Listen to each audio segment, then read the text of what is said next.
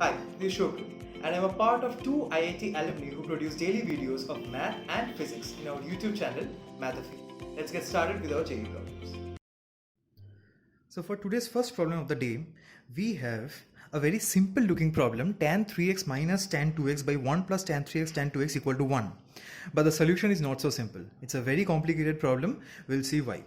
So we have the equation tan 3x minus tan 2x divided by 1 plus tan 3x tan 2x equal to 1.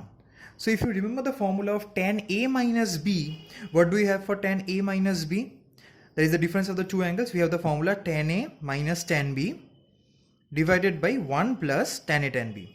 So it's a very similar formula what we have here, tan A minus tan B by 1 plus tan A tan B. So I can write this as tan of A minus B, that is 3x minus 2x equal to 1. That is tan of x is equal to 1, which has a very simple solution. You know, x equal to n pi plus pi by 4, where n equal to 1, 2, 3 and all these values. So x equal to n pi plus pi by 4, where n equal to 1, 2, 3 and all these values. Even 0 is included, so I will include that. But for our cases, we have 4 options: phi, pi by 4, n pi plus pi by 4, n equal to 1, 2, 3, and 2n pi plus pi by 4, n equal to 1, 2, 3 and all. So 0 is not included in any of the cases. Still I have included this. So now the solution is not option number C. The reason is that I have to put this back into our equation and check, which is very important, that the denominator is not equal to 0. The denominator of the equation cannot be equal to 0, because then it will be the denominator, if it's 0, then the equation will blow up. So now if we put that, what is the thing we are getting? We are getting if x equal to pi by 4, the first case, n equal to 1, tan 2x equal to pi by 2. That's 2x equal to pi by 2. So tan pi by 2 is infinite. So what we are getting is 0 or infinity. None of the cases are possible in the denominator. It should be a finite value only. But since we are getting an infinity or, again, if I took, for example, the next solution, that is 3 pi by 4, I will get 3 pi by 2. That will be also negative infinity, tan of that value. So in any case, we will be getting infinity in the denominator, and hence the solution is not possible. So the right option will be option number A. That is, it's a null set. So after a very interesting first problem, we are back to the basics. We have an equation 1 plus sine theta plus sine square theta plus up to infinity, that is all the terms, is equal to 4 plus 2 root 3. You have to find the value of the angle theta. It's a fairly easy problem to do. What we will do, we'll write the equation 1 plus sine theta plus sine square theta, and it goes up to how much? It goes up to infinity. That is equal to 4 plus 2 root 3. Now if you see this, it's a perfectly balanced geometric progression series. It's a GP series where the ratio is, there is a common ratio is sine theta. I'm deliberately writing this as mod of sine theta, because sine theta can have both positive and negative values, and in each term only positive sine theta is being multiplied. If we put negative sine theta, the series might be affected. That's why I am putting mod of sine theta. So what will be the sum of an infinite series? We know that the sum of an infinite series is a by 1 minus r, where a is the first term and r is the common ratio. So that is equal to 1 by 1 minus mod of sine theta equal to 4 plus 2 root 3. That is the right hand side. So if I bring it in this side, I will get 1 by 4 plus 2 root 3 equal to 1 minus mod of sine theta. Now what to do? You know, very simple. We have to rationalize the denominator. So how to rationalize the denominator? I will multiply 4 minus 2 root 3 divided by 4 minus 2 root 3 in the numerator, and the denominator, it's a 2.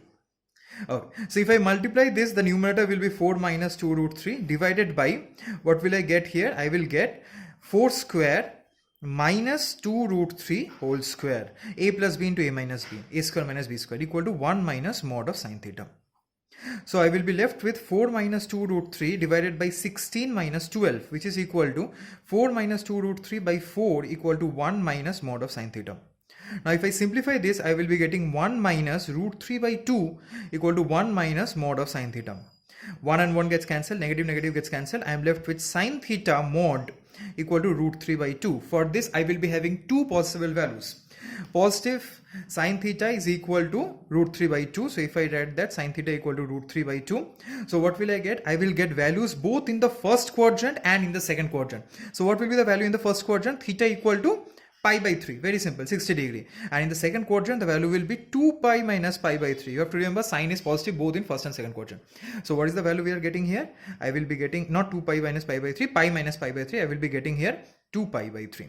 So 60 degree and 120 degree, both are the possible values. So the right option will be option number D. Let's move on to the last sum of the day.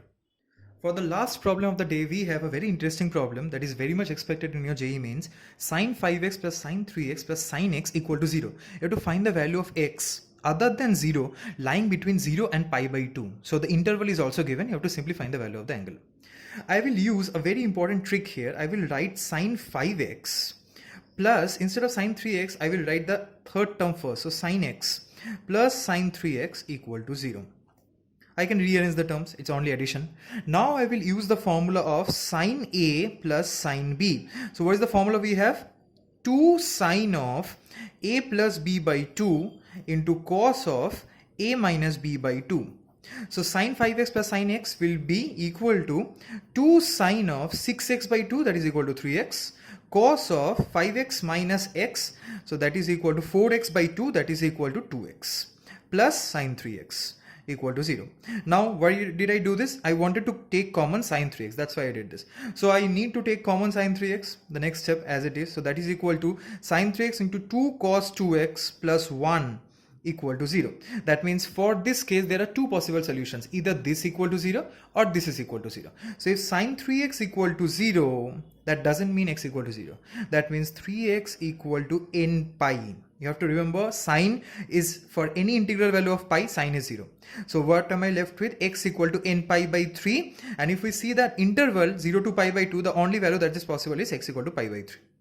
So this is the first case. What is the second case we have got? We have got cos 2x equal to minus half. That is coming from this side. So cos 2x equal to minus half, again will have only one particular value. I will not consider fourth quadrant. I will only consider second quadrant, because any angle in the fourth quadrant divided by 2 will only give me a negative angle. I want a positive angle for this. So what will I get? Cos 2x equal to cos of pi minus pi by 3. Then only it will be equal to minus half. So that is equal to, because in the second quadrant cos is negative, that is equal to cos of 2 pi by 3.